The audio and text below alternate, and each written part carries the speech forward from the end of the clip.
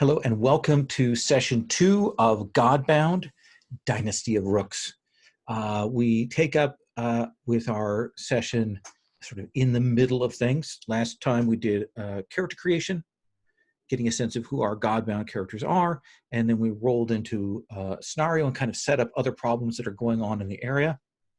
We're going to follow up from that problem, which we'll talk about here in just a second, and see where folks want to go from there. This session is part of the Gauntlet Hangouts. The Gauntlet is an online gaming club that you can find out more about at gauntlet-rpg.com with Patreon that supports that and supports our publishing arm. And we also have forums. And if you're watching this and you're like, oh, maybe I want to play one of these games, we have a big calendar and people can sign up for them. We have a little priority RSVP for people who sort of back us and support us. And then after that, it's open for other people to sign up and join on. So come and check that out. We're playing Godbound, which is a OSR-fueled game by Kevin Crawford, who's written a bunch of other really amazing table-driven games. This is OSR, but it is not low-powered. And we're going to take up with our characters and see what they do today. Before we get too far in, I want to remind everyone of what our lines and veils are for safety tools. That's a most basic in addition to our tone discussion. We have lines on dental horror, harm to children, mind control, PC betrayal, sexual assault, and torture. And then veils on harm to animals, and we kind of talked a little bit about what that might mean because some of our characters have words that relate to that. Sexual content, and then rioting. Those are all things that we have veils on. So last time, our 4 Godbound met together in a city of ashes, and they discussed the problems that were going on. Particular things outside of the city, out in the countryside, it's known that there's some kind of monster, some kind of beast out there. And there have been weird disappearances within the city as well that have been commented on. To the south, we know that a night road has opened in one of the countries to the south of the city of Ashes. We know that to the north, the various horse tribes, the nomad tribes, have been pushing, that they've suffered a great blight that have forced them to move further south, and there's some rumblings on that front. And then we also have the issue of there being this great year of storms on a 15-year cycle that comes up, that strikes, this is the year that is coming. There are portents aplenty. Last time, our group were speaking about that when they were strangely, clearly being checked out, or people were being sent to find them. A group of guardsmen from one of the nobles of the city, of the Padan Despot, who controls the Red Tower. They weren't sure why the Padan sent his people clearly to look for them, but our PCs evaded pursuit and decided to check out the Padan. One of our PCs is Sathiri, who is from the horse tribes, who went and eventually gained admission to speak with the Padan and is engaged in a tense conversation with him. Meanwhile, our other characters have entered into the tower and found out that there is a lot of not good stuff going on in there. So before we get too much further, Anax, I know you said you're changing that one gift. Is there anything else you want to change or shift around? No, I think I'm pretty good. Okay, all right. And for Vascos, what about for you? Anything? No, I think I'm good. Okay. So to refresh my mind, you have entered into the top of this tower and you found this room, this chamber that has some of these red crystals There's some bits and pieces of those left around. There were these twins that seemed unnatural. They're clearly servants of the Padan that have headed downstairs that expressed that they were displeased when they heard the voice of one of the servants, actually one of you in disguise, calling for them to come downstairs. And indeed expressed that they would probably eat the servant that had called them, because that servant wasn't supposed to be in the upper part of the tower.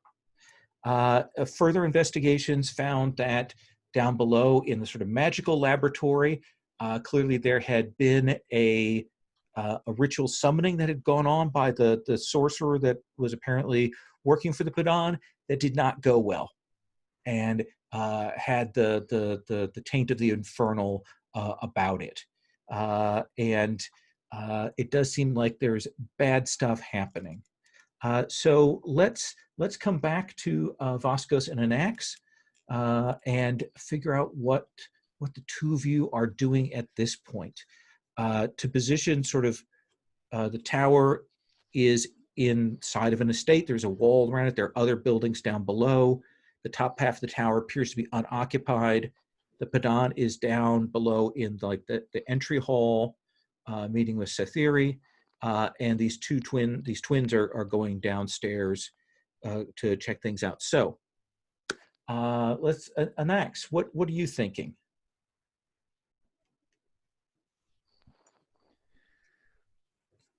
So I mean, we've sort of poked around this upper chamber, and we met up, I think, briefly with Lithienne, who gave us a little bit more context about what these crystal shards and remnants are, if I recall correctly. Yeah.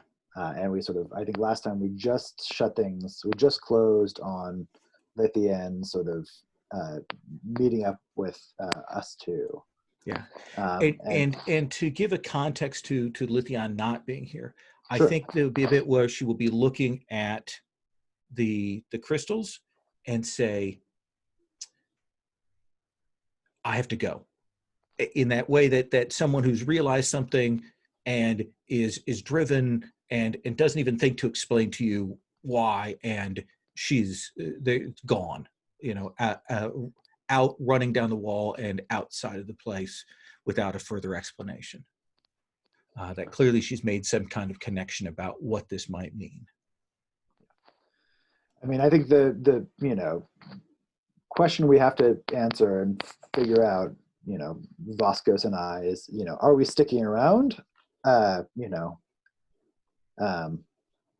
we, have we found everything here that we need to or should?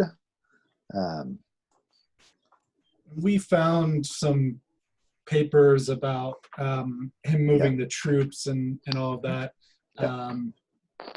I guess I just wonder what else we might find, like if there, like what could be more damning than a summoning circle and a bunch of soul gems and clear murders happening. So my thought is we either confront them or we leave. And I'm not a particularly warlike person. So just to... nor am I. Plus, we can, I guess, move pretty quickly. So I think escape is definitely escape and regroup, and then we can follow up on some of these leads. That's my thinking. Vascos is very he doesn't know about this. This is all the city, this is not him.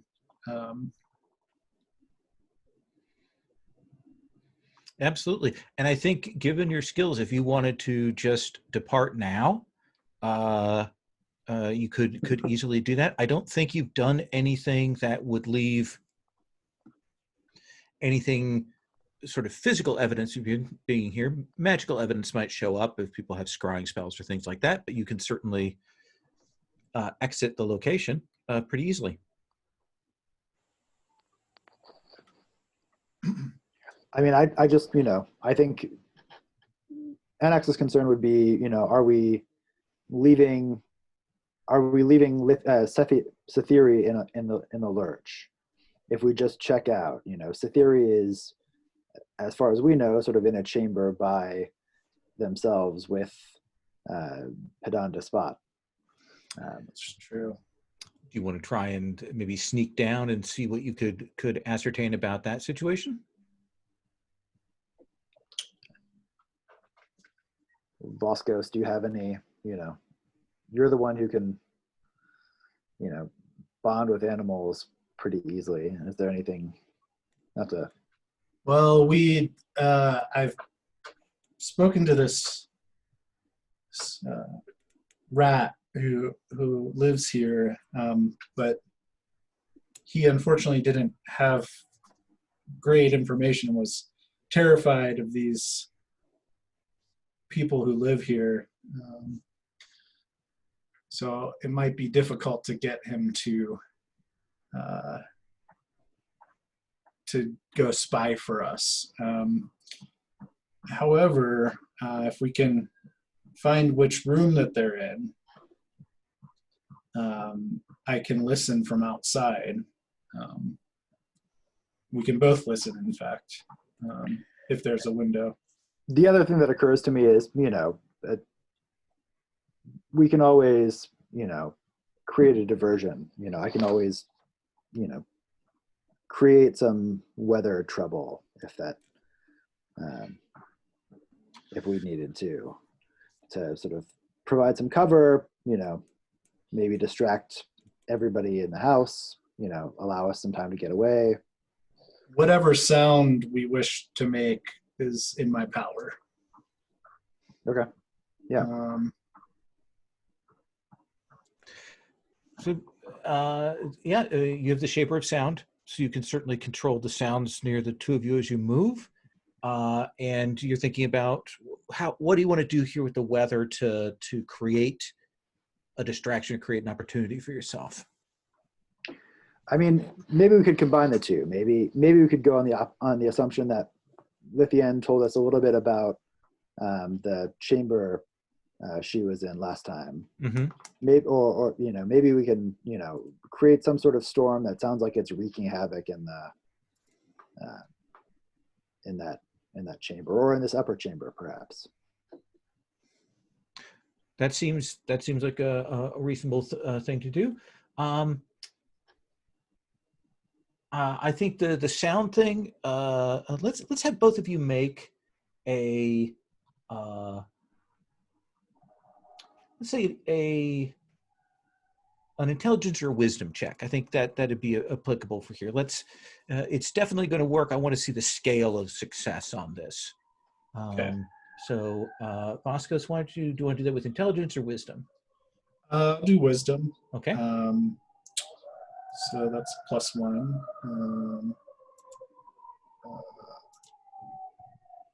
So that's a 9. So that is just enough to make your check. Good. And an axe, intelligence? 14. Okay, so both of you will do this. So a storm comes up, that kind of rattling wind that will shake all of the casements on the tower and start knocking things around. If any windows are open, start throwing loose bits around. That's the kind of thing you want, Annette? Yeah. And then Voskos, how are you complementing that? Yeah, just make it sound like a kind of roar, like a deafening roar out in the hallway, and just amplifying the breaking glass sounds and things along those lines. And where do the two of you want to be? Are you at the top of the tower? Are you inside the tower? Are you down the ground floor? Where are you at? So we're just in the interior of the tower is just like one big spiral staircase, right? It's rooms arranged around? levels, and then there's stairs between the levels. Oh, okay. Yeah. So the one below us is that laboratory, right? Yeah. Is that correct? Yeah. And then below that, we're not sure yet. Not sure yet. So, yeah, I guess I guess we'd want to be. I don't know. That's tough because we can't get closer to Sathiri, right? Yeah. We'd have to go through them basically. Them or outside of the tower. Or outside the tower, yeah.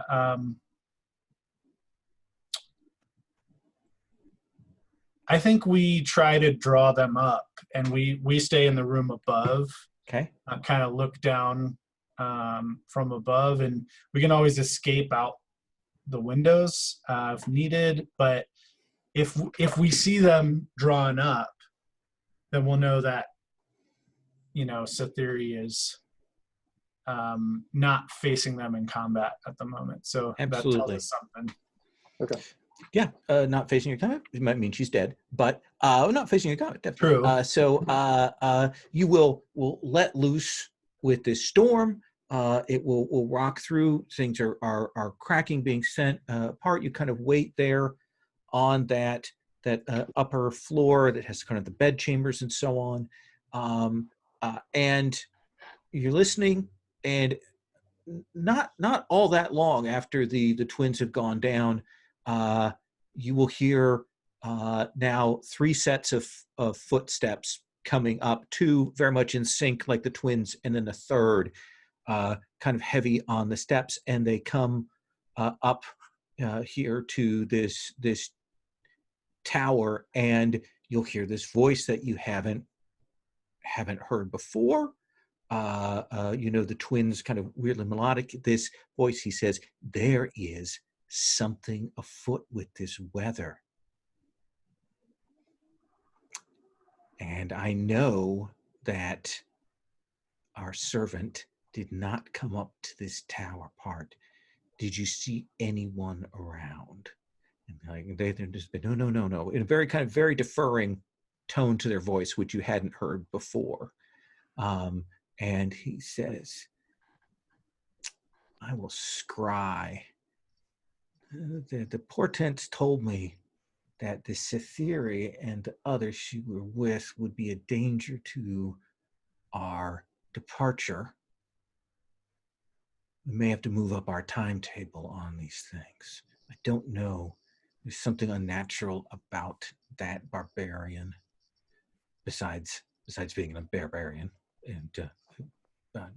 And I will scry, and you can hear the sound of him kind of moving over, and he's starts talking in that language that hurts your ears again, clearly giving the twins instructions, and you hear the sounds of them clearly getting the thing set up, like they secure the windows, and they're clearly getting ritual items together. So I want to silence him. Okay. Just because I can control all the sound, so that can make it so there's no sound coming out of his mouth. Okay. I don't know if that actually changes the spell at all. That's the thing is, you're going to stop any sound in that room, or just his voice?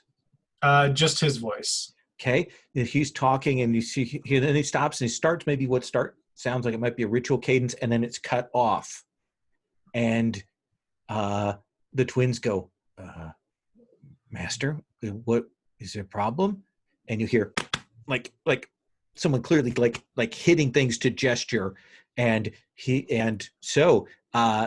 clearly knows there's something afoot. What do you want to do, an axe?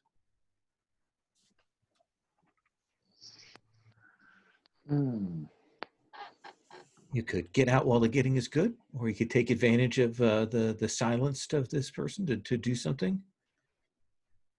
I think we want to get out while the getting is good. I mean, that's my instinct here. Absolutely. Vascos, can I have you make a spirit save?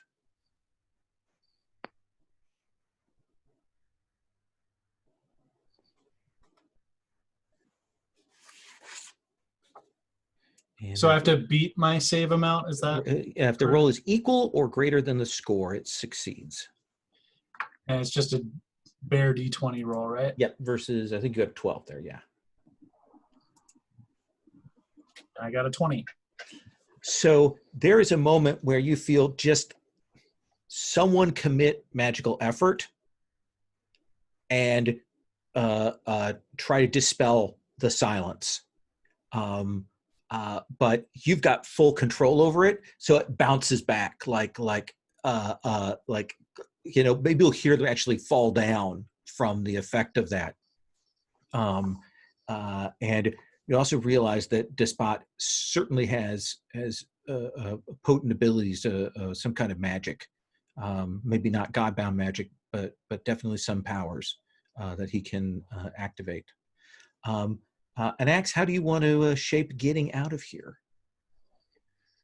What I'm thinking is, something along the lines of, climbing down, vegetative growth on the outside of this tower. Absolutely. You've got what do you have a particular thing for that?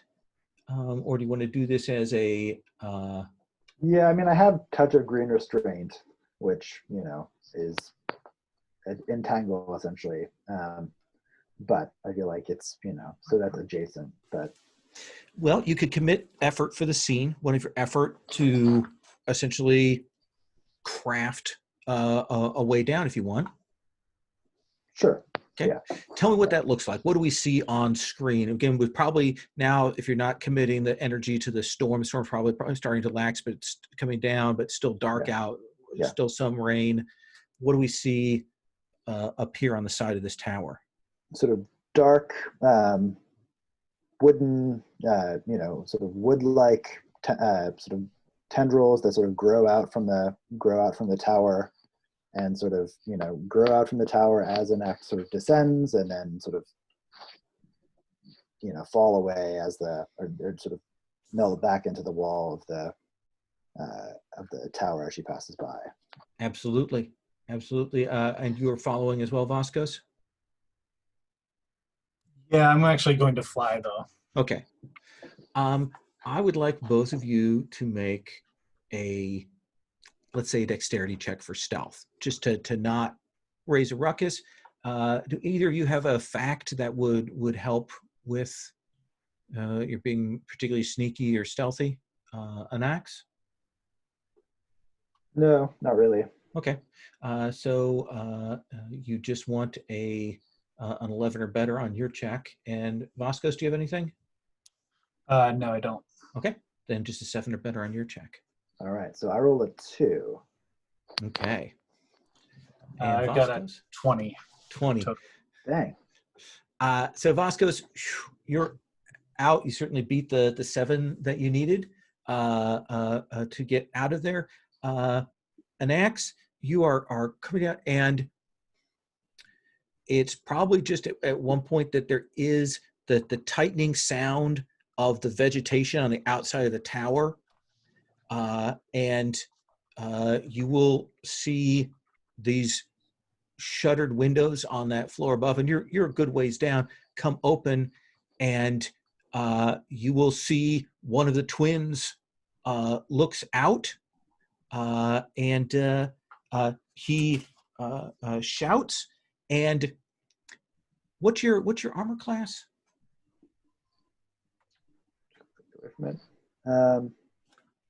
5. 5. So let me find my little roller room here. Grab that. 5 plus 13. So he actually spits like a thorn at you out of his mouth. And it will hit you for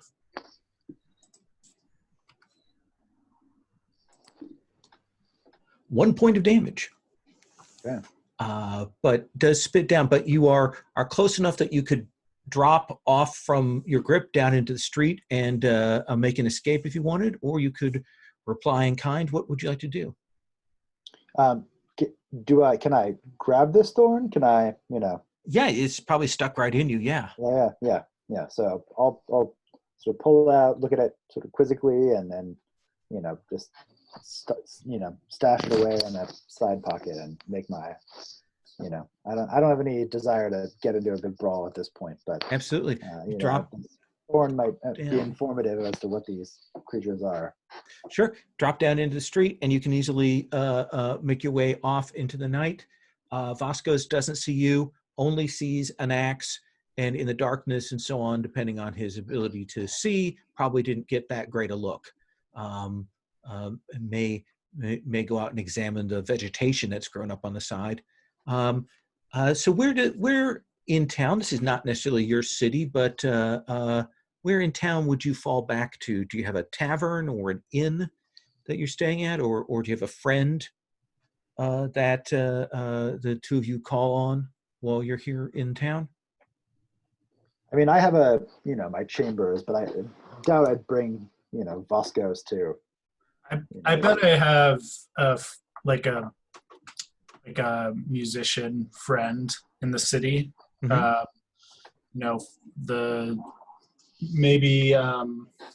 Maybe they're working in a square, or like, what time is it? Is it like? Oh, now we're like almost getting on midnight at this point. Oh, okay, so it's late. So maybe he has like I don't know, a residency at an inn kind of thing.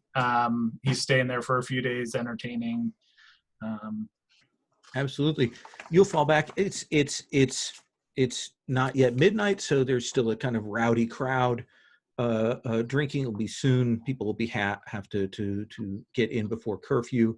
But tell me about this bardic friend of yours. Old, young, male, female? Yeah, I've been saying he. I guess it's a guy. Let's say this is sort of more middle, or like, let's say he's in his 30s. Okay. Still traveling, but a little slower, a little less wild than maybe he was in his youth.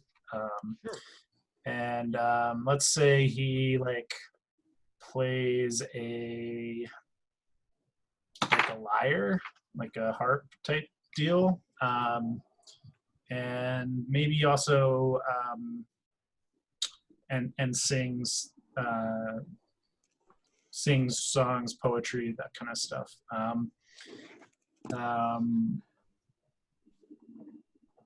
Yeah, so sort of a more of a kind of a skald in some ways, teller of tales. Okay. Yeah, let's say that. Yeah. So we're going to call him Kagazzo, and Kagazzo is there finishing up. The tavern is moderately occupied. People, as we've already expressed, are kind of scared. Been these disappearances and things, so it's certainly not a full house. I assume we're close enough to the port side that there are some of the sailors that are here. But you'll come in, and Kagazzo will see you, and has seen an axe during the time that you've been here, and he'll wrap up his set, and he'll kind of look, because you have a little bit of the sign that there was rain, but there wasn't that much of a storm out earlier, and he'll come over to where the two of you are, kind of gesture to the table that's reserved for him, and say, how went your business with your friends?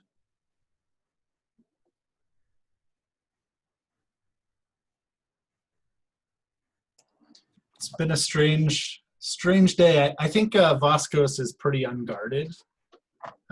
He would kind of just be pretty, I don't know that he'd say soul gem, Mm-hmm. right? But he would say, we saw the evidence of a murder. Murder? And it kind of looks around, and a murder. Yeah, it's scary. Possibly worse. There's sorcery. Makes a gesture. I do not care for sorcerers. I agree.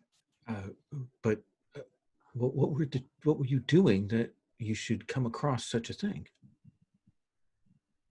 Kind of looks back and forth, kind of still trying to assess an axe, her take on this. I will also like control the sound so it just sounds like a murmur. Oh You yeah. know. Um, Yeah, no, that just be that sort of slight crowd noise. People won't hear any of your distinct conversation there. I don't know how much we should say. No offense to your friend here, but this seems like something that more than a mere singer would have knowledge of. I always appreciate being told the story after it is concluded, rather than being told in the middle of it, where there's a chance that I might get wrapped up in it. So your discretion is appreciated. say I'm still writing the song. Okay, that would be when it is done. I would love to hear it. But your rooms upstairs are still free. I have to finish out some negotiations for the next leg of my journey with some of these fine gentlemen here, but you may rest and relax as you need to. And he will head over to chat with a couple of the sailors. So do the two of you want to crash, or is there anything you want to do before you sleep? Talk to people, wait until the next morning to check on things? What do you think?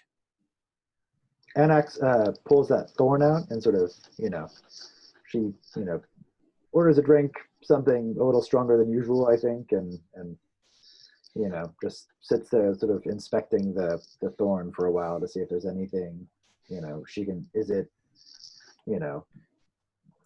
there anything she can tell? Is it natural, does it have come from sort of natural growth? Is it, diseased? Is it,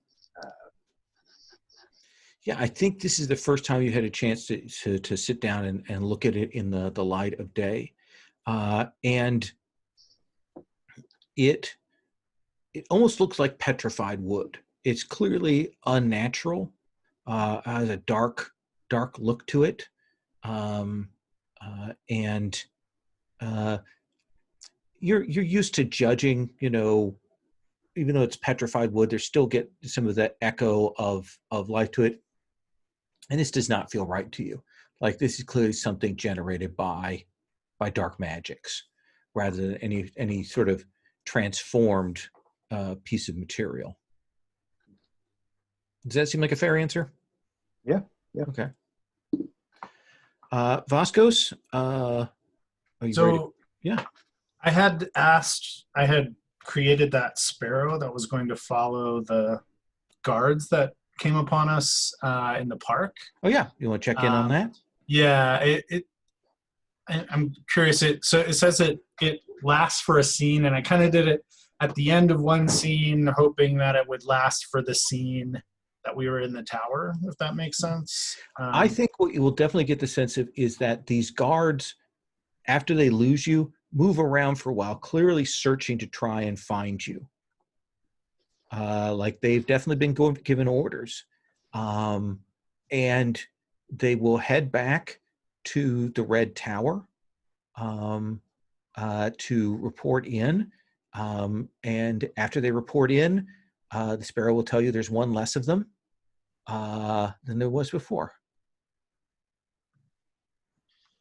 Gotcha. I think I'll also, I'm hoping there's like a cat here, or like some other animal, like I want something domesticated, but if failing that, a rat. Sure, you are a master of beasts. You can speak to animals. Is this something you want to have a link of unity with, or is this just a casual? Just a casual conversation.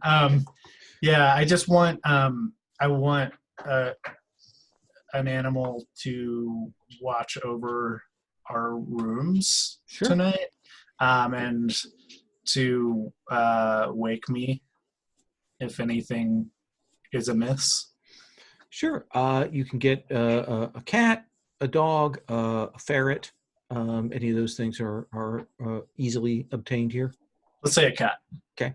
Yeah, and it will it has been given some space to crash, so it will keep a fine watch over your rooms there.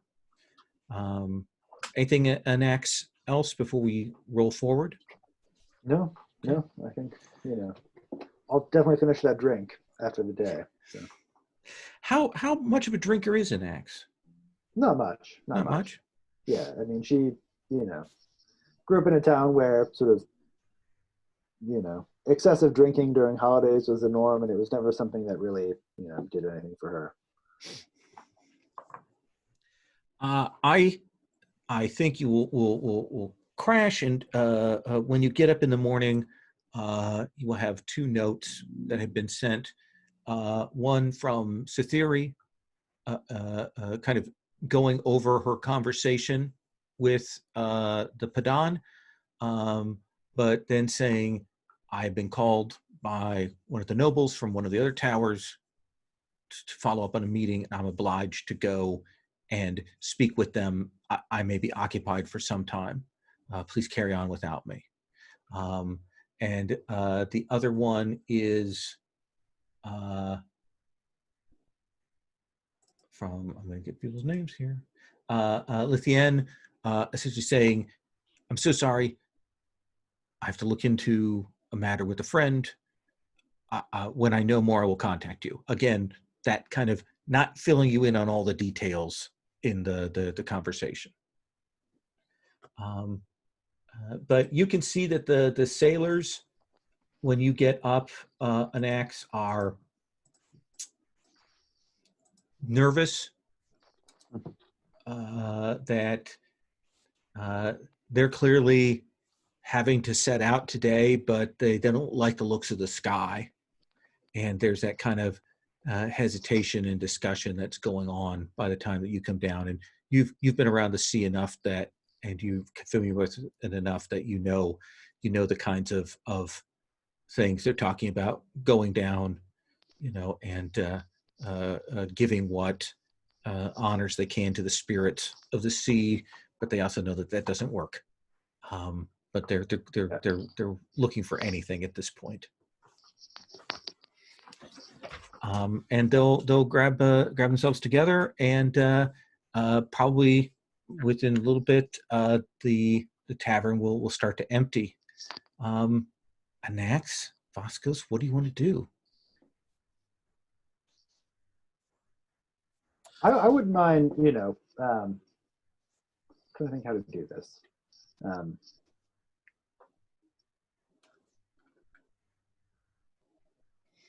I feel like there's got to be some way I can, give these sailors a small sort of token.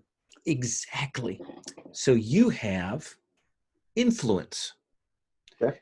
Influence is your ability to kind of use your Godbound powers at a distance. Yeah. And you actually commit influence to do a thing, and until you take it back, it will do them. So if you wanted to go to them, say, and offer them some kind of protection or blessing, you could do that. Yeah. So what does that look like? What do we see? Well, what are the coins of this city look like? The city of Ashes. I think they're that kind of silver that you can tell it's been clipped quite a bit and minted and reminted, and so they are worn. And there's more weighing than there is accepting of the coins as they are. Okay. We'll go on, but yeah, definitely you'll get at least one that has a stamp of the City of Ashes upon it. Okay. And do these sailors have, is it common for sailors to have little good luck charms or little good luck tokens, or superstitious? Are there any that are particularly common or uncommon, or? Yeah, I think that one of the most common are the sort of the teeth of great beasts, particularly older beasts that have lived a long time, rather than necessarily being hunted or killed. Beasts that have died an old age kind of thing is respected. Yeah.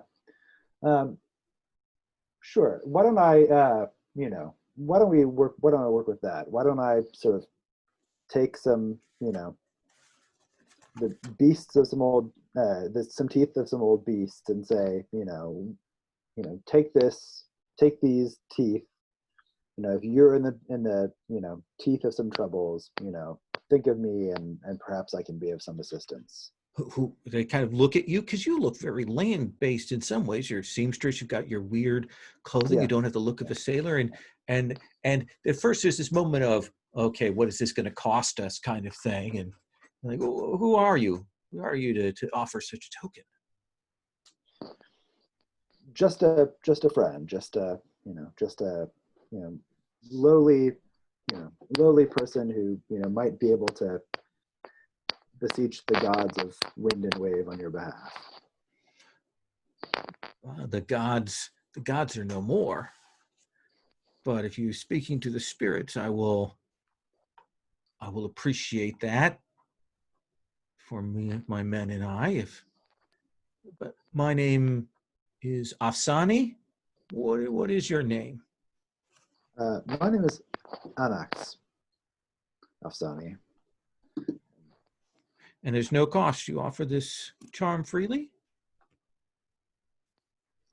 I've only been in this city short time, but I've learned already that if we don't sort of look out for each other and do what we can to help one another, there's nothing for it. There's any number of people who take advantage of us and harm us. And I hold this.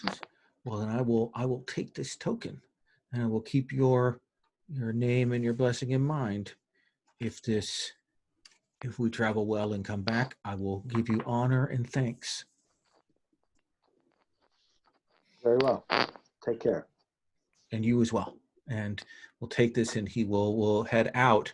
It is these chance encounters that seem to be significant to him, so he does take this seriously. Vasquez, what are you up to? I do want to find myself an animal companion. Sure. But I don't feel like there's so much going on outside of the city that we're not going to be in the city for very long. So I kind of want to wait. Sorry, there's sirens. Oh, absolutely. That was good. So I kind of. We're right by a hospital. Yeah. And the medical helicopters go over quite a bit. So yeah. Gotcha. So I think I want to wait on that. So I think what he's doing is just sort of walking about, singing through the town, and maybe I guess I'm trying to. So can I just confirm the sort of leads we have? We have the beast up north. The beast to the east. Beast to the east. Okay. Yeah. He sent the troops north. Is that correct? No, he sent them actually out that direction, out to the east. Out to the east. Okay. Okay. So that's two things are happening to the east. To the north that's where the clans are and the blight the is clans spreading. are and the blight's spreading, right? And yeah. And to the south is where the night road opens. Is that correct? That is correct. Okay. So I mean, I think to me, Vasquez, I think, would want to go east. There's this beast. There's this danger that maybe these armies are going to attack this beast that needs to be saved from them. And, this might all be naive on his part, right? So I think he's just maybe grappling with all these like new circumstances surrounding him. All of a sudden he feels like embroiled in a plot. Sure. Are you trying to find anything out, or are you more just trying to deal with your inner conflict here? Yeah, maybe I'll drop a line with my sort of troubadour friends. See if I can find my musician. I'm sorry, and I've already forgotten the name. Ragazzo? Yeah, Kagazzo. Kagazzo. So maybe I'll try to find Kagazzo and ask about the East and what he's heard from the travelers from there. Sure. Let's have you make a charisma check. Okay. You're going to get information, but let's do this to kind of get a sense of the level of your info. Okay. So that's a 14. So decent, by more than 10. So you'll go and kind of give a sense to Kagazzo, and he'll probably get a montage of you checking in with some other musicians and so on. Let me give you a couple pieces, and then I'll let you ask a follow-up question. Does that seem good? Sounds good. Yeah.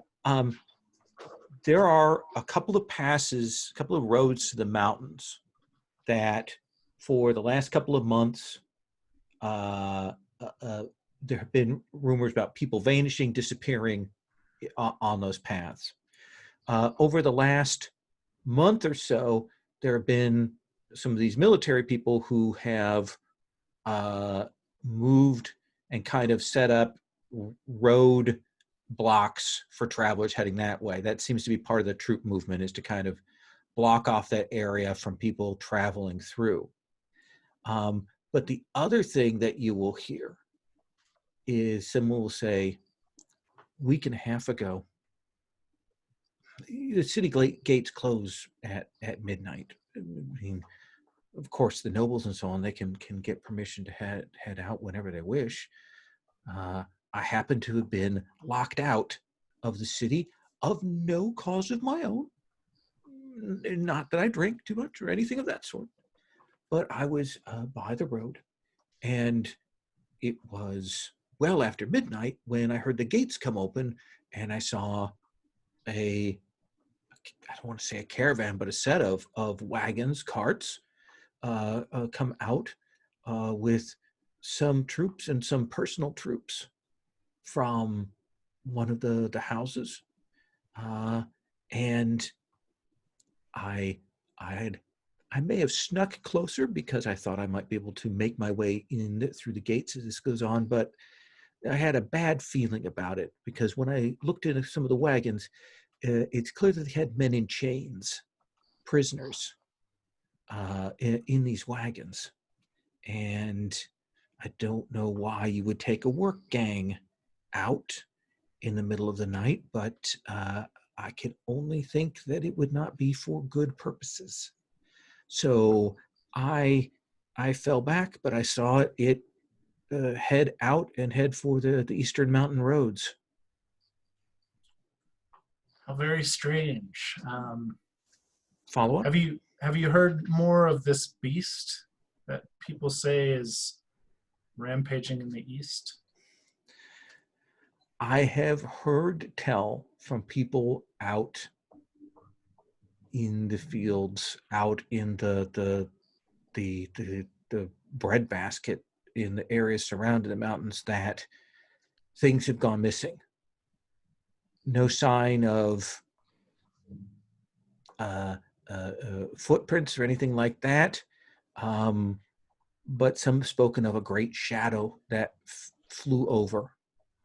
And some say this beast is a winged beast that carries off cattle, that carries off people. That is what I've heard. I also heard someone came upon a household where clearly some people had been taken by the beast, and a couple had apparently witnessed it and survived, but their brains were scrambled, and they could barely hear, as if they had been deafened by the screeches of the damned. How frightening. Well, I'm certainly not heading that way. But a very good story. Very good story. Yes, well, it is. It is worth a coin or two. I appreciate that. From one bar to another. Yeah, if I have any, I guess I'd give him that. Yeah. Thank you much. That is appreciated. If you do come across the people who were transporting these people, please don't tell them that I told you any of this. Of course. We are well met then. And so let's say the two of you can meet up again and figure out what you want to do next. More investigation of the Padan, heading out to the east, checking onto something else. I feel like we should. I feel like, it might be a good time to head out to the east. The Padan is doubtless going to be looking for us, and me in particular, he got to look at one of his servants got to look at, even if fleetingly. So it seems like, perhaps it'd be best to make ourselves scarce in the city. I mean, we know we have some sense from the documents in his chamber that he has been involved in what's happening out east. So, And it appears that he is bringing not only troops, but chained prisoners as well. I suspect if some great work is happening there, it would be best if we knew about it before it came to pass. Yeah. It is no problem for you to gather your things together. Both of you seem like, I'm guessing, travel fairly light, and certainly you can head out onto the road, out one of the gates there, and lose yourself in the crowd. If there is anyone searching for you, heading out during the day, during sort of the high times, it is easy to blend in with them. And we'll see you on the road towards the Eastern Mountains then. You will travel several hours. There does come a point at which you hit that sort of fork in the road where things split, north and south, and you continue on the Eastern Pass. And you will definitely see in the distance, I think particularly because Vasco's has the eyes of a hawk, if I recall correctly. Nope. No, it's not one I took. Oh, okay. Well, you will see that there is a road warden's barricade up ahead, where you start to enter some light woods. There's a group of soldiers that are stationed there that have the road barricaded. So if you wish, you can attempt to move around it unobserved and make your way through the woods. Yeah, I think my sense would be we should, make our way through the woods, but I wonder if there's a place we could get a good view of the, countryside and sort of maybe see where the problem lies. I can fly. I don't know that I'd want to do it right near this roadblock. But if we can get some distance, I can fly as high as we need. So to make your way into the woods, doing that a mundane stealth, or are you using any abilities to cover you in this? So we if there's any because I can shape the sound, we always succeed on sound-based stealth or listening checks. Mm-hmm. So I think for me, I would just be controlling all the broken twigs and rustling leaves and all of that, and even maybe covering it with like the noise of the wind in the trees and stuff like that. So And it'll I can be always very difficult, I yeah. can always make the vegetation sort of grow up around behind us in a way that obscures our passage Oh, that sounds great. if necessary. Between the silence and the vegetation, I think it's no problem for you to make your way around. There are perhaps a dozen soldiers on this roadblock. Some of them resting, sleeping. They clearly have been here for a bit, and you have the sense that they're the furthest sort of outskirts. Like whatever is happening is deeper in, and you can eventually make your way to into the woods, where you're a ways away from them. And Vastos, you wish to fly once you have some distance and try and get a sense of what you see.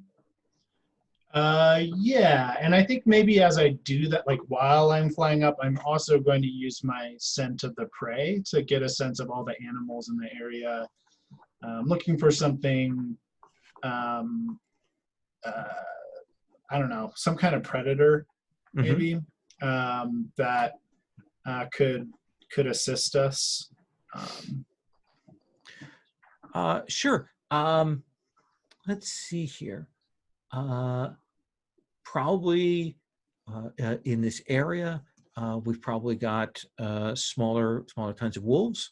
We probably have some larger cats, maybe a variant on a bobcat or even a jaguar might be around in this area. Nothing like huge, but big enough to be substantial. What's another unusual animal that exists in this climate around here?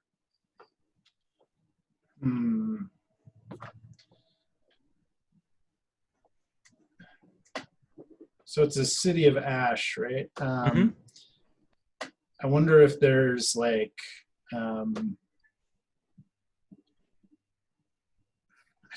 I bet there's like some kind of poisonous lizard or something.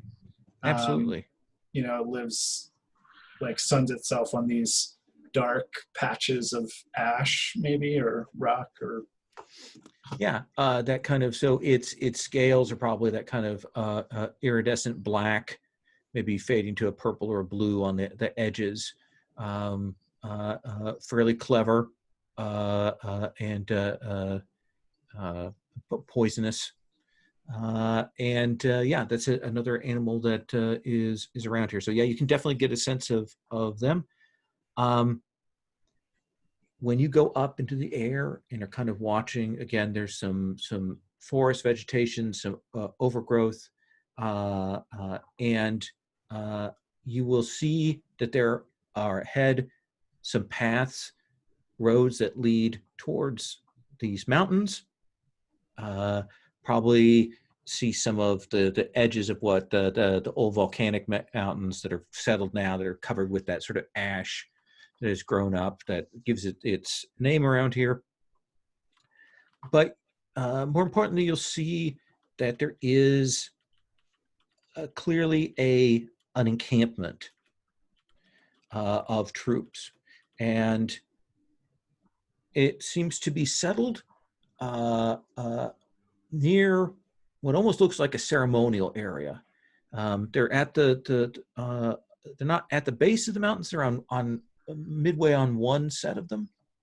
They kind of camp there, but you can see that there is like a set of old stone stairs. This must be an old ritual place that leads up to this high raised flat plateau that you have probably heard of. It's called the Sky Table. It's an old ritual place that's out here in the mountains. And it overlooks a valley, and then there are mountains past it. And it definitely looks like they've been doing something with the Sky Table. And they're certainly set up down there. Does that sound like good info? Yeah. I think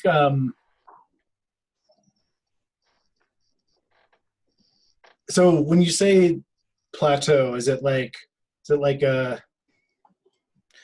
mesa kind of thing?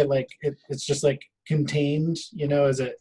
Yeah, I think it's an isolated sort of course it's a fantasy setting, so it's probably a thin thing of rock that leads up to almost mushroom kind of cap that's standing out there. That's absurd, but there are these stone steps, so it's clearly been constructed with magic or something in the past.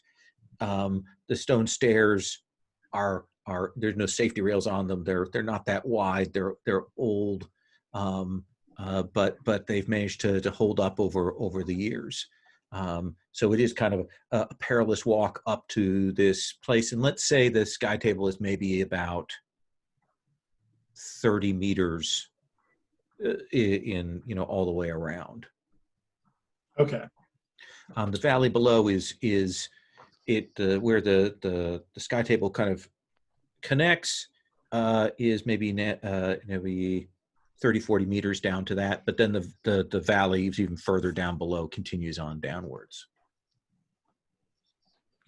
So I would sort of land and let NX know what I see, and the encampment, like, what's the general size? Is it like a bunch of people? Is it like just a few soldiers? Like, you'd guess maybe a couple dozen people, soldiers and such. Not that many. You're guessing, given the troop movements, that actually a lot of the troops are out, kind of manning road posts so that people don't come here. Some in the livery of the Red Tower, those people like that. But then you also see there are prisoners down there that are, doing work around the camp and stuff. And when I do the scent of the prey, I don't get a sense of this great beast or whatever that's...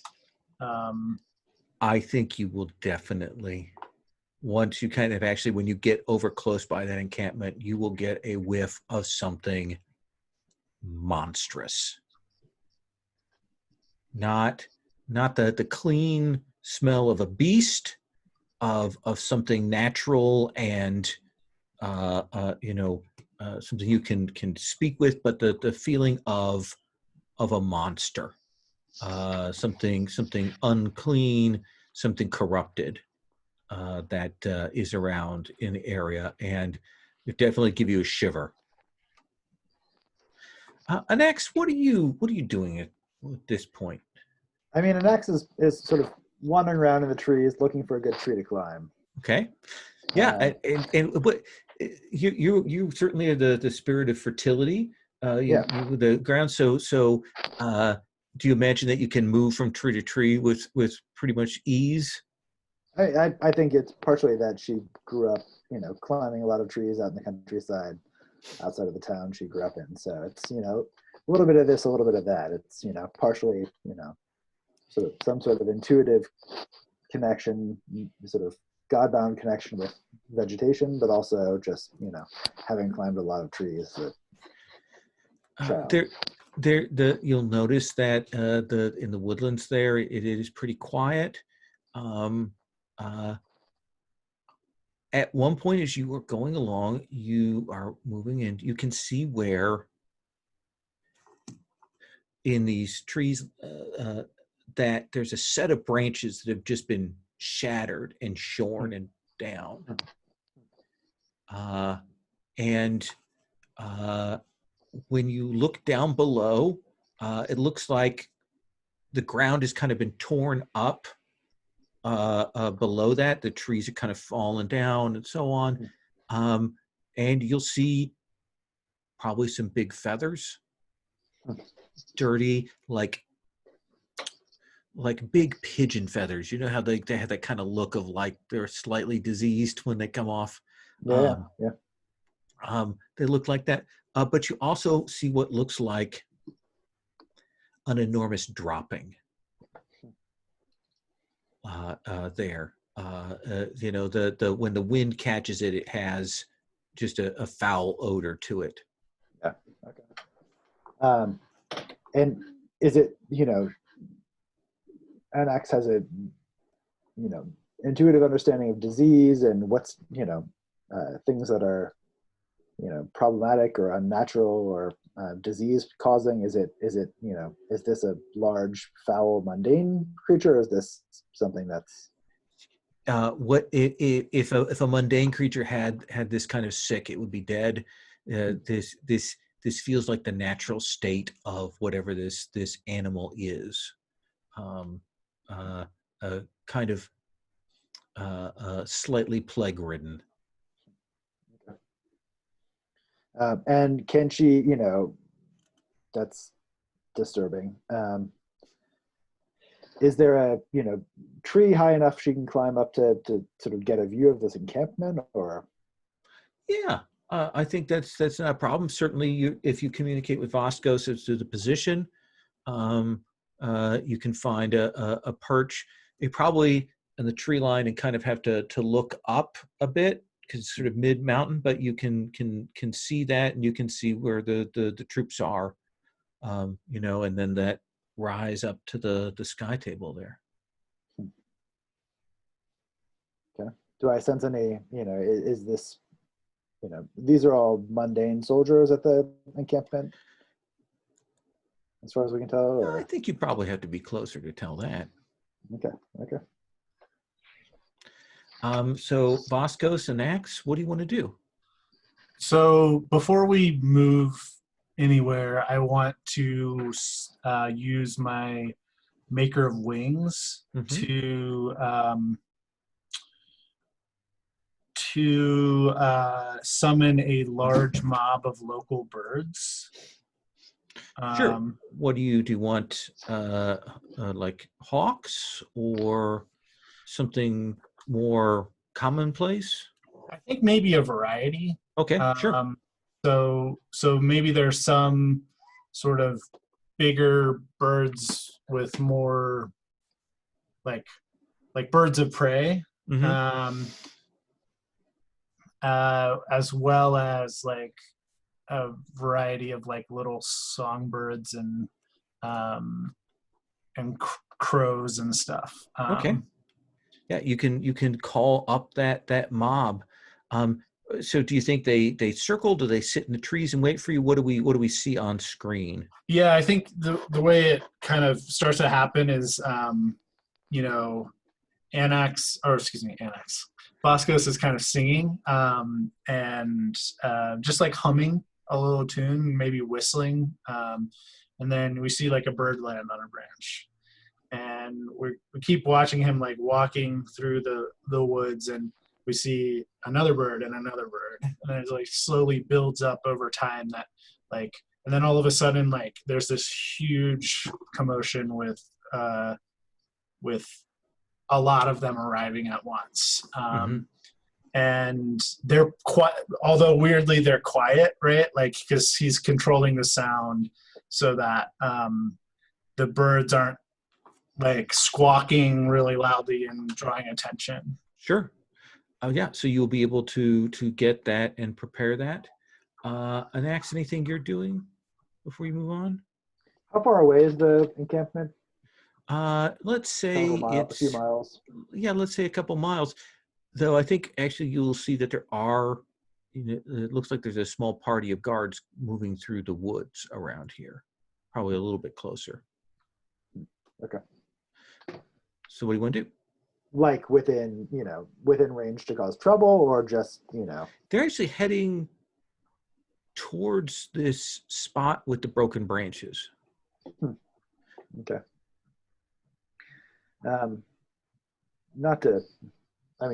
Voskos has a connection with beasts, but I think Anax wants to collect, at least one of these feathers in some of these droppings, just to have something to study. When you go down, the dropping is the size of like 3 soccer balls. Okay. Do I have I'm just going to scrape some of it off or something? Absolutely. I think when you go to scrape it, you'll hit something solid. Okay. I think once you get a little bit of that kind of chipped away, you'll see a glint of red. inside there. Like the red shards we saw before, or? Exactly like Okay. the red shards you saw before. Okay. Voskos, do come down here briefly. Just, I think you should probably check this out. Okay, so I'll follow, and the birds kind of slowly, like leapfrog, fly from branch to branch with me. And maybe like as we get to this clearing, they all kind of fill the trees around the clearing. Absolutely. Yeah. And you'll see these bizarre dropping like nothing you've ever seen before. And there are 3 of them? It's about the size of 3 soccer Oh, balls. okay. I see it. Yeah. Okay. And is it clearly from like a bird? I don't know. I feel like you can tell. Yeah, the difference like between it's a little bit like an owl. Have you ever seen owl droppings? How owls keep a good deal of what they eat through there. And now as you're kind of, pushing around in there's various vegetative matter and cloth and things in here. Somebody was hungry. Yeah. It strikes me that perhaps we should, not let these soldiers have this object. This seems like in line with what Padan was attempting to do. Padan Despot was attempting to do. This object? Do you mean what do you mean? It seems to be one of these red crystalline Oh, from the droppings. Yeah. Well, isn't this creature eating these things, or perhaps they're leaving the creature some kind of offering? Perhaps this is why the creature is sick. My sense was that the Padan Despot and his minions, or one of those, was the ones eating these objects, and it was it seems like perhaps these soldiers are harvesting these for some nefarious purpose. Oh, so just want to confirm a detail here. Sure. Did we see that they were making the soul? Like, I was under the impression they were making. No, you didn't see them making it. What you found was some of these soul gems, and then you also found a basin where they were cleaning compacted muck off of another one. Right. That's right. And washing that clean. Okay. All right. So sorry, I had a totally different idea. I think you're right, Annex. I wonder how this beast forms these gems. Perhaps they're feeding them souls. Prisoners. Yeah, prisoners even. Yeah, and you'll hear the sound of not particularly keeping themselves quiet. Soldiers moving through the woods. Yeah. Towards us. So before they get too close to us, I'm gonna touch of green restraint the area they're trying to come through, so it's impenetrable. Yeah. So not to restrain them necessarily, but just to sort of block off the area and make it seem like it's just a really bad patch of thorny overgrowth. And I think you'll be able to, you stop them a ways away, and you'll hear starting the grumble and the cursing as they try to get through the brambles and the thickets here. And they're, this wasn't so hard yesterday. Okay, get an axe and chop it. And they, it's so thick, it's almost like it keeps growing up. And they're trying to cut through. And one of them says, we could just go back. And you hear, you want to tell him that you didn't find it? Do you want to say that? No, we're out here. And the other one says, but we've got to get back before it gets dark. I know. So keep cutting. And they will set to it. trying to get through it, but your thing is impenetrable to their mundane attempts to find a way, and they're becoming increasingly panicked. And what I think what I would like to do here is we want to take this object, but then I think, fertility, sort of with my connection to fertility, I think what I want to have happen is have this area, this spot of forest regrow as though nothing had happened. Ooh, And interesting. so as though it's completely, pristine. And so that even if these soldiers were to get through, that, something is, like the ground grows around this, not the soul gem. The soul gem will take in one fashion or another, but the feathers, the broken branches, we just want, somebody to come, even if Padan, Despot himself comes through, just to think that something, they must have been mistaken about. Sure. Exactly. Do you have a particular gift for that, or do you want to do this as a miracle, like in commit an effort for the day? And this seems like a miracle more than a, yeah. So describe to me, when you call on your powers of fertility, what do we see happen in this clearing, in this damaged area? I think it's a sort of a, combination of things. Anax's powers extend to sky and sea, and so there's sort of a, a light breeze and a little bit of sunlight sort of shines through, and the sort of branches sort of regrow and leaf out over this particular area, and so it's, it's nothing, it's nothing mind blowing, but it's kind of like a little time lapse video. Yeah, and they will press on, and there comes a point at which, they've gone through this, they can't see any evidence of where it's at, and they're finally like, we need to head back. We have to get back before it gets dark. We have to go, and this group of 6 will gather the things together.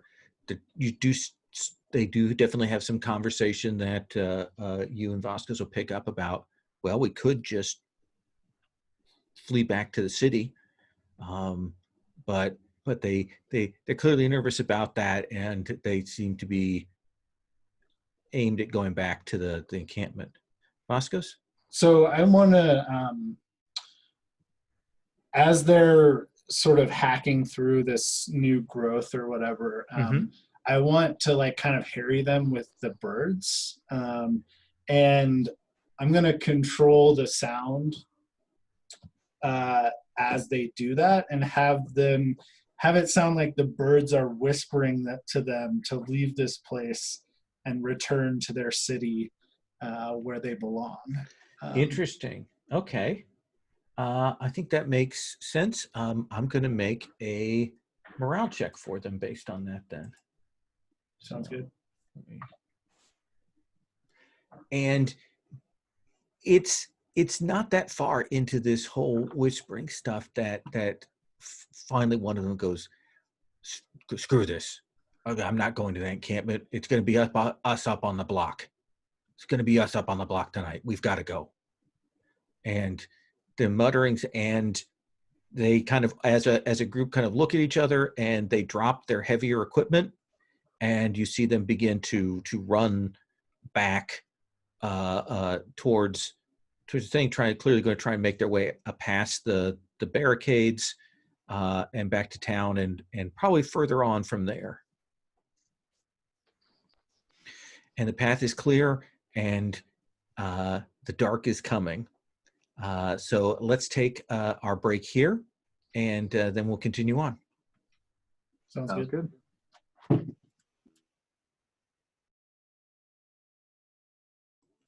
All right. So it is getting on late in this day, probably a couple of hours till dusk.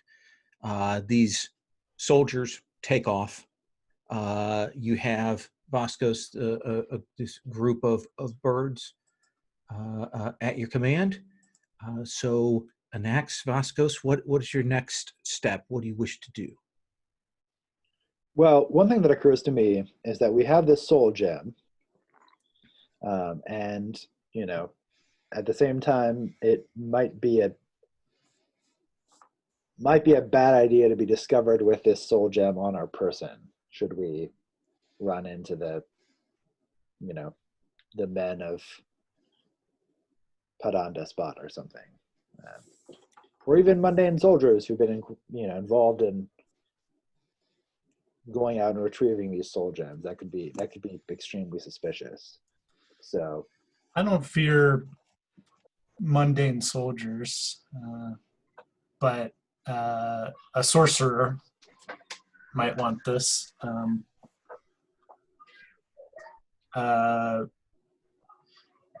mean, we could bury it or hide it. How big is it? Oh, it's about, say, that big, like a big, what is it? What do you call the croquet? Like the bigger croquet ball. I mean, if it was huge, I'd be more worried. If it was like a sock, like a beach ball. But you found it. Do with it what you will. What are you thinking, X? Well, I don't think there's any guarantee we'll come back this precise way. So, I think. So it's a little bit too big to have a bird carry it back to the city for us or something like that. You could probably entangle it in the roots of a tree here. You have enough control to. Sure. Yeah, but let's bring it with us for a time and Sure. Just hope nothing goes awry. If we can find some way to destroy it, that would be ideal. This clearly is a object of evil. It serves evil purposes. You've seen fragments. It may break. I'm sure there's no repercussions to doing that. Mm-hmm. My concern is with the, whatever life force, the being that's still, it seems like there's some sort of, being or human still contained within this soul gem, and I'd worry that we're damning that person to a, fate worse than death, as they say. We'll find some way to release them, but we don't have those means at our disposal here in the wilderness.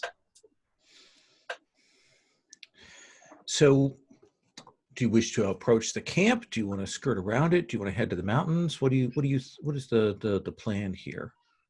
So this is a large mob of birds. Like a small mob is like, or like a normal size mob is a small mob. Sorry, it's like kind of quite a few individuals. So this is like a lot of birds. Yes, this is the equivalent of a group of soldiers, a mob of soldiers.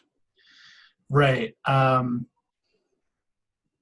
But it's like a large mob of human soldiers, I guess. Yeah. So,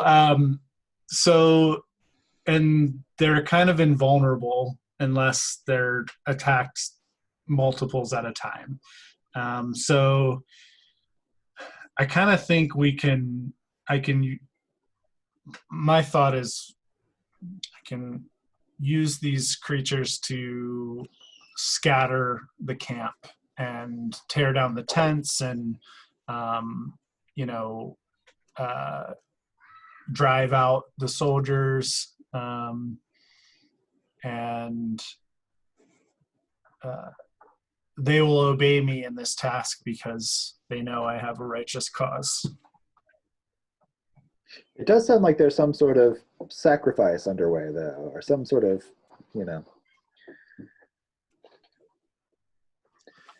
I feel that if we go ahead, if we can cause chaos, that may disrupt whatever ceremony is occurring. It may be that the prisoner or whoever's being sacrificed is already in place, though. So perhaps it would be good to send a bird to check before we commit to a course of action. That works. Maybe since I've got a bunch of birds here, I'll just bond with one of them. Sure. With my Link of Unity. And I guess I'll pick...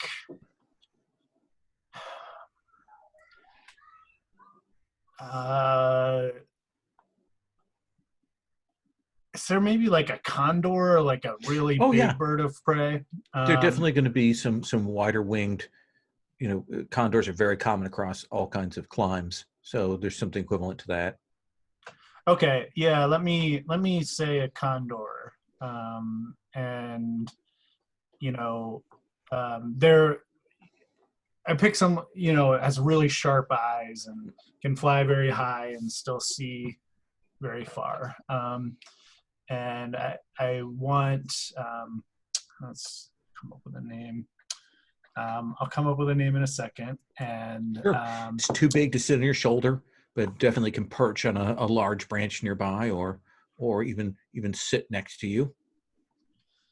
Sounds good. I want her to fly over the table and avoid danger, but tell us what she sees, and to return within a quarter of an hour. And as your linked beast, you can see through its eyes. Do you share senses with it? Oh, that's right. Yeah. So it will, again, we'll get that beast mastery vision effect as it takes off into the sky and heads over. Probably does a couple of sweeping passes. You will see, again, there are maybe a couple dozen troops here, and there are some prisoners, and you can see that that they are pulling off a group of like a pair of prisoners from the set, and getting ready to, you get the sense, to force them up the stairs. Like they're clearly giving them some sleeping draughts or some herbs, and they're preparing for that. And that seems to be the gist. You will see, besides the couple of dozen soldiers, there is a guy who is certainly not dressed like a soldier. He has robes and a wavy dagger and a book, and he has the look of something more sinister. And watching this, he seems to be directing the soldiers, and they are reluctant but obedient. Sweep past the table, and we'll probably see that the sky table, that there is quite a bit of blood splattered everywhere up there. Does that seem like fair info? Yeah. So it sounds like the ritual hasn't begun yet. That's correct. Yeah. So yeah. So it's kind of like dusk, right? Like. Yeah, it's just getting on dusk. Yeah. So, what do you think, Anax? I think, it's probably a, fair idea to disrupt whatever's going on, but I feel like we're gonna have to get closer, or send in the birds. Your call. Perhaps. Sorry, I didn't mean to interrupt. No, go ahead. Perhaps you could restrain the prisoners so that they can't be moved, or restrain the guards around them so that the prisoners can escape. That we could focus there, and then the birds can fly about and cause other problems. I can totally do that. Or if we don't want to draw undue attention, we could even have some inclement weather to, I don't know what time of year it is, but Let's say spring. Up in the mountains, even in the spring, there's sudden ice storm isn't completely unheard of. It'd be unusual, but just happened here a couple days ago. Maybe not as unheard of as vines springing from the ground. So an axe, what would that look like? What do you want to do? Assuming that the birds are kind of in position, if they need to be called on, they've got maybe, let's say, 8 prisoners, and they're pulling 2 of them off. A couple dozen soldiers, sorcerer there. They're kind of in that kind of evening preparations for whatever they're going to do. What do you want to have roll in? I think what we want to have happen is they're at this encampment, and there's a old sort of path that leads up into the up to the table, to the sky Mm-hmm. table. And so I think what we probably want to have happen is we want that stairway to be close to impassable, so that it'd be a huge effort for anybody to get up there.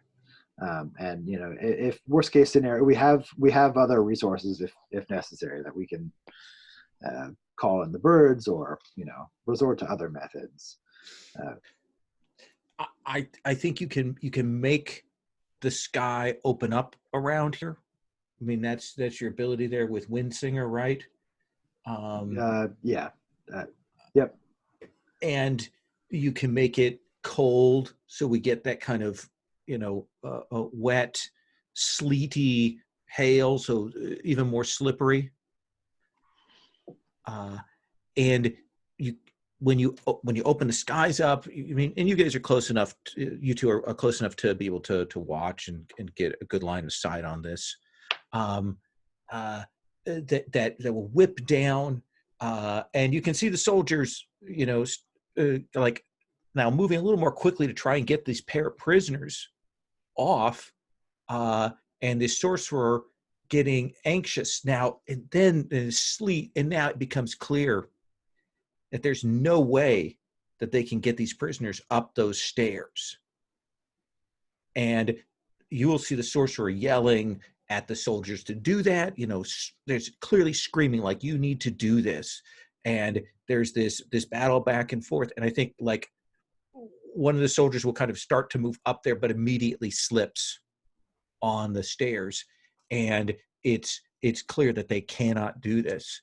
And you will see the sorcerer finally stop and shout, and they are rushing to break the camp down. Like, they are rushing to get out of here as quickly as possible. They leave the prisoners, and they start to gather themselves up, like they are going to run for the woods now. And the prisoners are chained up? Yeah, they're like 8 of them. They're chained up. They're still kind of dazed, not sure what's going on. And in the distance, the 2 of you, and clearly everyone in the camp, will hear this screech come echoing through the mountains. So what are you doing when this is going on, Vascos? Yeah, I think Anax has closed off their ceremony, and they are fleeing. Yeah, it's interesting because these soldiers, it's not their fault that what they're doing. Maybe it is. I don't know. But they're, I want to free the prisoners somehow, but I don't think the birds are capable of that. Although, so are they chained to the ground or to trees, or are they just chained together? They're just chained together. Okay, so what I could have them do, I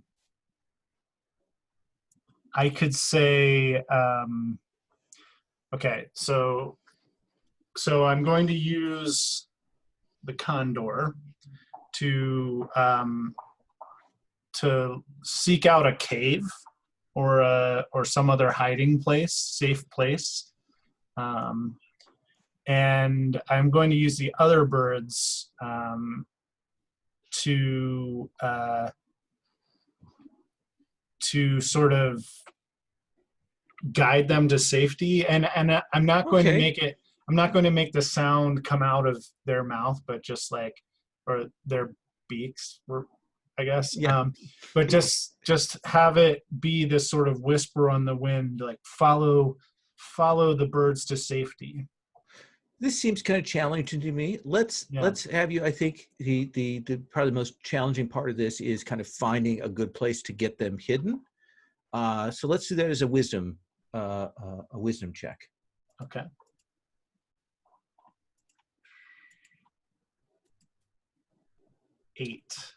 8. And since you need equal or above, I believe that is exactly what you needed. Correct? Yeah, it is. Yep. So your condor goes swooping and searching. You're kind of on a middle terrain of a mountain. These troops are falling back towards the woods. Your condor will kind of spot not a big space, but enough to kind of fall, maybe get some cover, and you can send a mob of birds in to start pushing them towards that. That seems to me they're the size of a decent mob, so I think that they can keep them from going off the path, keep them from falling. You can drive them.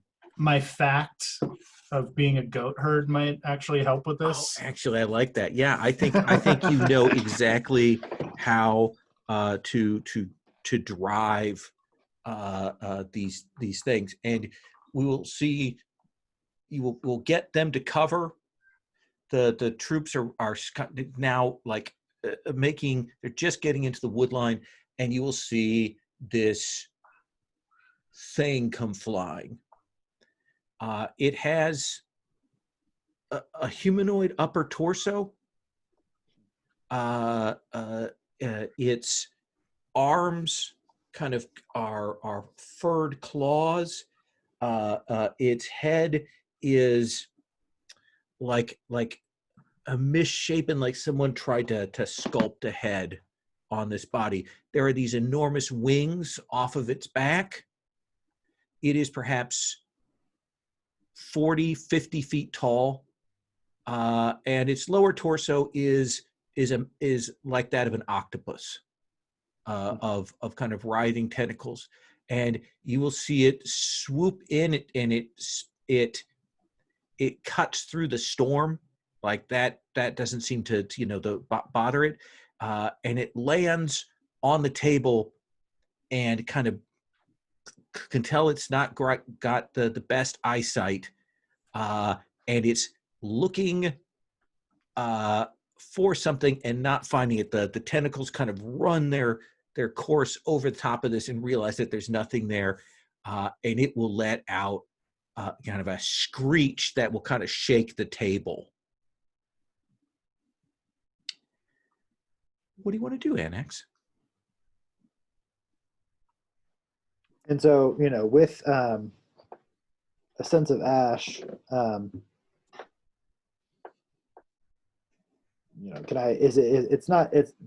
this is just how do I get a sense, is this some sort of construct? Is this some sort of magical creation? Is this some sort of, being that has always existed like this? This feels like something that fell out of the reaches.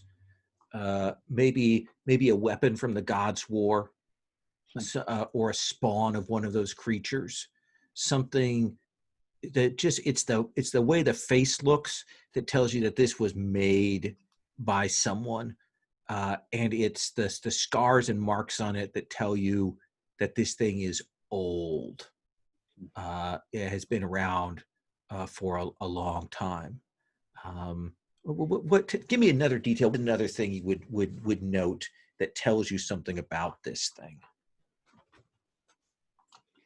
I think the lack of the sort of poor eyesight is interesting. Maybe it maybe it has what must have been eyes that worked in a certain part of the cosmos, but that don't at all function in the sort of light we're accustomed to seeing. They blink. They have an odd color to them. It's like they're looking past things here, and it looks furious. And it kind of does this. Sirius kind of starts to do this call out, like it's almost like kind of doing a bat-like ping, clearly trying to find living beings here. Do we get a sense? Is it determined to? Is it I don't know, gonna go away on its own, or is there? It wants to eat some people. If it's not Sure. given, it clearly it has enough intelligence that some bargain has been struck to give it these sacrifices. That bargain has been broken, and you can see it start to move down those stairs, flying over them, and is clearly looking for anything that might be around to consume. It is. What's going on with this? horror. What's going on with this sorcerer dude? The Oh, guy with the he's laser gun? run for the woods. No, I know, but I mean, is he in, like if someone were to restrain him with sort of magical tentacle or magical vines, would he be in range? Be in mortal peril? Well, I imagine he would be. Yeah. Is that your question? Yeah, I'm just trying to decide if that's too mean, or if I mean, he seems to have been orchestrating or been. He seems to have been sacrificing a lot of people here. Yeah. And these soldiers have been complicit. They've clearly known what's going on. Yeah. The soldiers are following orders. I'm not. Right. So yeah, you could commit effort for the scene and restrain him if you wanted to. And how far are we from this beast? From this? You tell me. How far do you want to be? We within eye shot of the camp. Okay. But you can be closer than that if you wish. I mean, I don't think we're in the in a position to mix it up with this creature just yet, without some fancy footwork.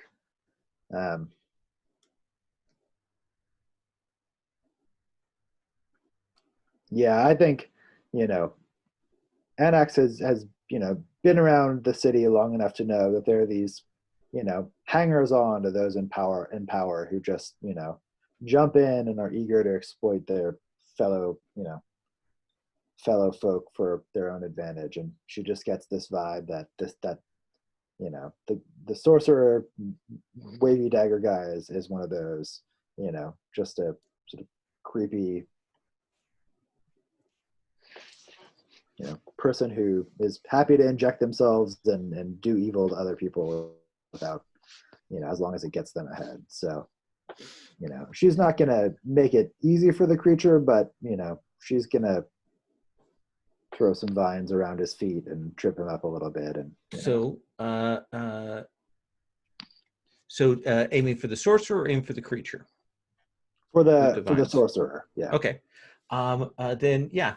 So you've done one of your effort you committed for the miracle earlier for the day. Yep. And this would be the other. This will commit for the scene, and we'll see those reach out, wrap, and grab up this sorcerer, and oh yeah, no evasion save from this sorcerer. He's more concerned with getting to the wood line and doesn't even realize the threat that comes from these branches, and he's held. And he unfortunately kind of gives a shriek, and you will see the monster kind of stop and then start gliding forward, wings beating and moving towards where the sorcerer is at. And the soldiers scatter in all directions into the woods. What are you doing, Anax? What am I doing? Oh, sorry, not Anax. We just got you. Vascos. Sorry. No, it's okay. Yeah, I think I definitely want to get away from here, and I think it might be best to sort of to meet with to meet up in this safe place that we've determined. Where the prisoners have been pushed to? Yeah, exactly. So you want to try and make your way over there without being kind of spotted by this beast? Yeah, and I'm trying to think of if there's any way I can do that with a miracle.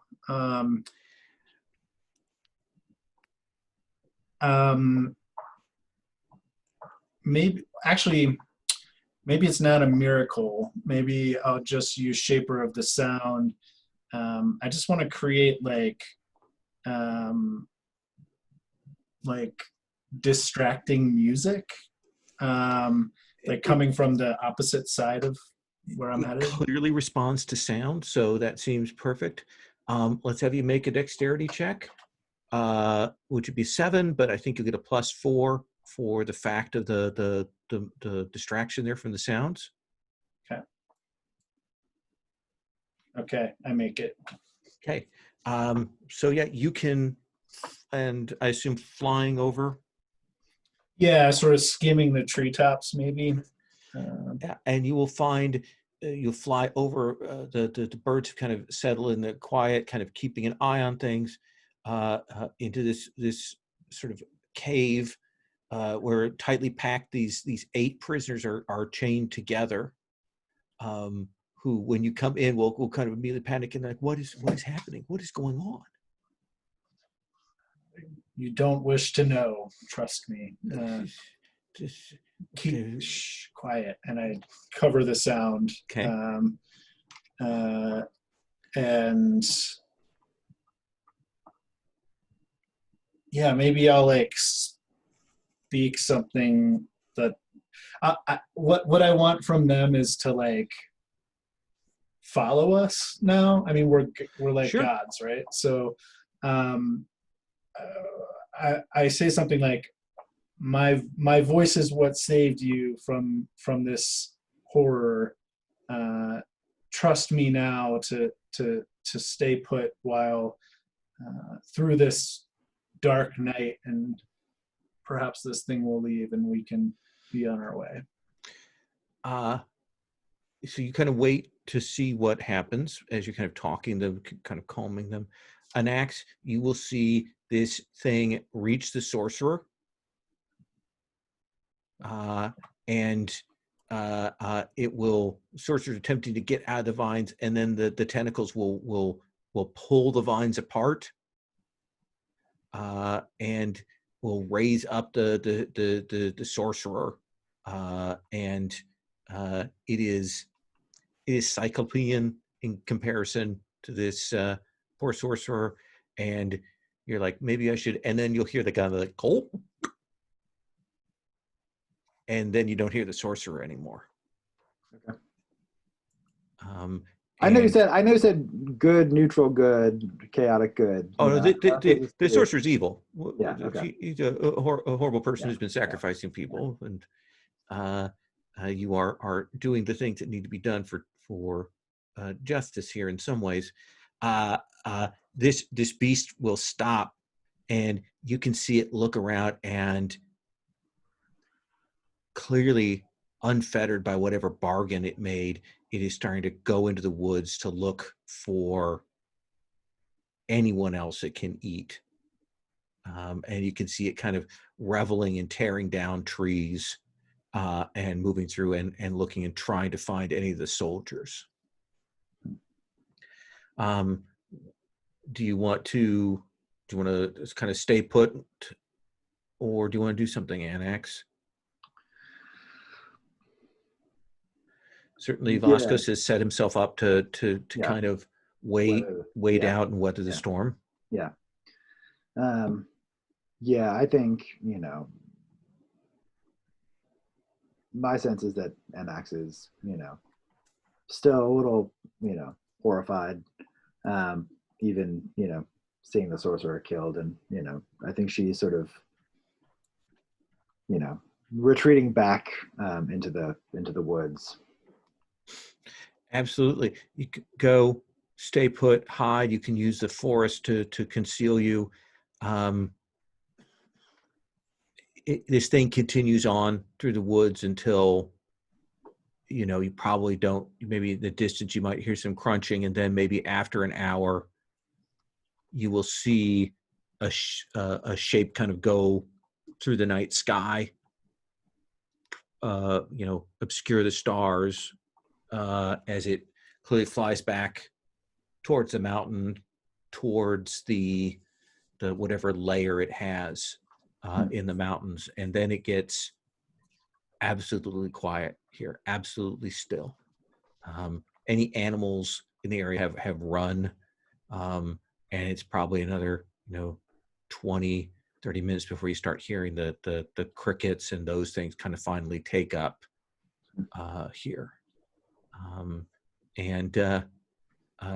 Vascos, these 8 people are clinging to you for dear life and will follow you wherever you lead. Great.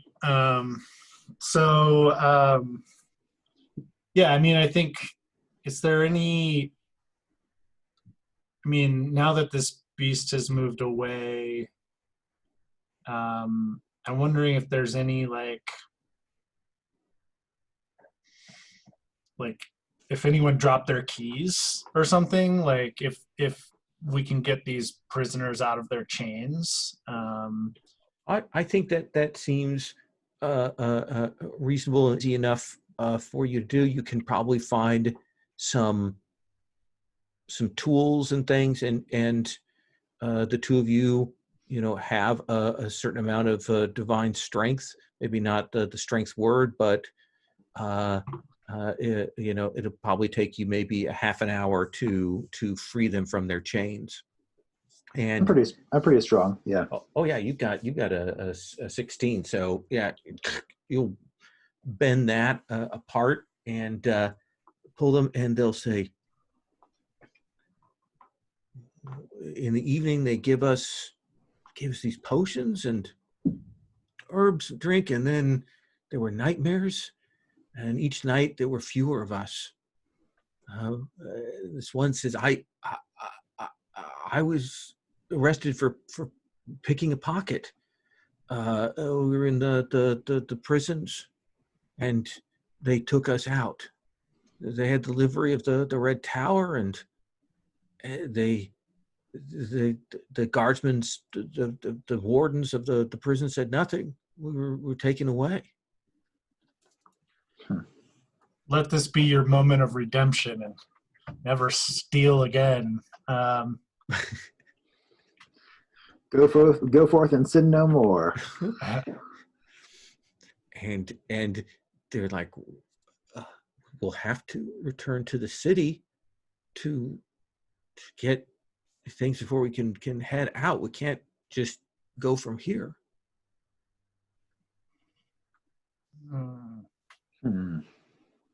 I kind of feel like Annax and I need to decide like what our next move is before we can tell them where we're going and stuff. I guess I would say like I would like free them to like go where they wish, but if they want to accompany us, they're welcome to.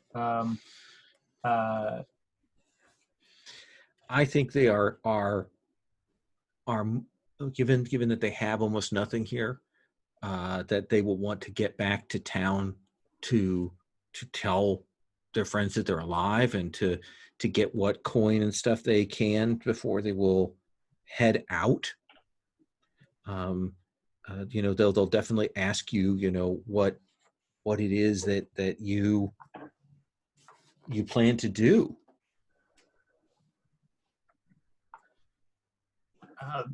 Those are not questions for one such as you. Wow. We'll inform you. You're the guy with the big flock of birds. You'll hear the stories on the wind. Yeah, and they will kind of, if you give them leave, they will head off to kind of sneak their way into town in the midst of other people kind of making their way in through the gates.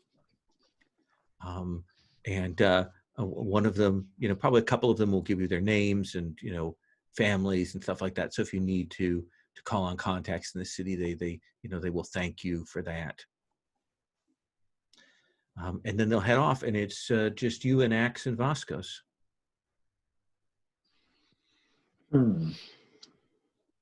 Well, I worry about attempting to defeat this beast on our own. Yes, and were it some like forest creature, would be one thing, but this is clearly of supernatural. I'll offer you one thing here. One thing we could do is we could stop here if you wanted, and kind of take up at this point next week when we have one or two more people to round this out. But I'll give you XP right now because you're going to get enough to level up.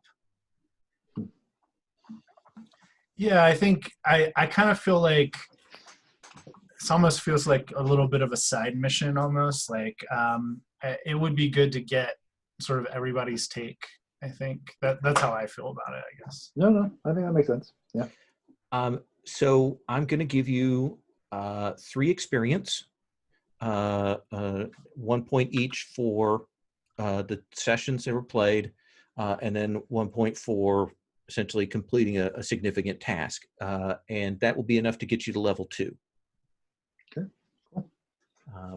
And when you get to level 2, here's what you will get. Your attack bonus will increase by 1. Your max hit points will increase by 4, plus half of your Constitution modifier, rounded up. You'll gain another effort and another influence. All of your saves will decrease by 1.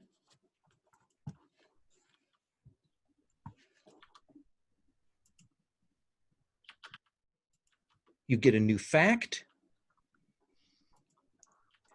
And you get 2 points to spend on gifts. Wow. That's huge. Yeah, no. This game is very generous. There is a tapering off. The XP does go up. But at the lower levels, it's you get a lot of good stuff. So the fact has to be related to like this. Yeah, you should to the things you've done this session or last should relate to that, or perhaps cover a thing that you felt like you should have had that you didn't quite have on your sheet before. And then influence is interesting. So it is one of the things you should think about is influence allows you to kind of make changes in the environment. Eventually you'll get dominion, which is a thing where you can kind of permanently make changes to factions or to how things are working in a particular place or things like that. Influence is, I want to give a blessing to this village. I'll keep my attention on it for as long as it needs to, or I want to make sure that these people are safe, or I want to have this business blossom. Those are all things that you can do. And it's pretty cool. It's a neat way of changing the environment. It's also a neat way of enacting sort of subtle, big scale changes against your opponents. Yeah, I think for me, the tough thing is like thinking about the scale of this game, is like I'm thinking about myself as like a typical RPG character, but the amount of power you have is just immense. The two of you together could have taken out all those troops. That's sort of a thing with the scale of it. It probably would have taken some damage, but not that much. But you could have gone through them, because one of the things is you would have done your standard attacks, and then you also have the fray die, which is just additional damage you do against opponents who are on your level or below. Yeah, I don't know. I feel like we've been careful about confrontation so far, but Well, also with two people, it makes you even more. I would be even more nervous. So yeah, I think totally. that makes sense. And it is a D20 game, and all it takes is the dice to be really unkind. Mhm. Any questions? Anything? Run through again the leveling up things. I did Sure. I did like 2 of the things, and then I was like, wait a minute, I don't have all of this, and I don't want to like completely screw stuff up. Okay. So So your attack bonus went up by 1. Your maximum hit points go up by 4, plus half of your con mod. Okay. So I think mine was 10 before, and I think when I put in level 2, it looks like in the character keeper. Yeah, I think it may actually calculate that. Yeah. Okay. Cool. It should increase your maximum effort and influence by 1. Yep. That happened already. Yep. It should decrease your saving throw scores by 1. Yeah, that looks like that happened too. Oh, I see. Okay, I'm sorry. I totally did this on my own. Oh, that's okay. Yeah, it's. I wasn't sure what was automated on this sheet or not because I took this from someone else's thing. And then you get a new fact, and you get 2 more points to spend on gifts. Okay, cool. If you decided you wanted to save up for a new word costs 3 points when you buy that, and you would get the new word and its base ability if you did that.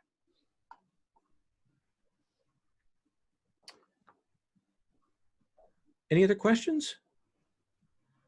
Since there's just the 2 of us, the 2 of you, we'll wait till next time to do the full stars and wishes, but we'll do a check-in next time. Hopefully we'll get Will here, and we'll have everybody there, and we can rock on. So I'm going to stop recording.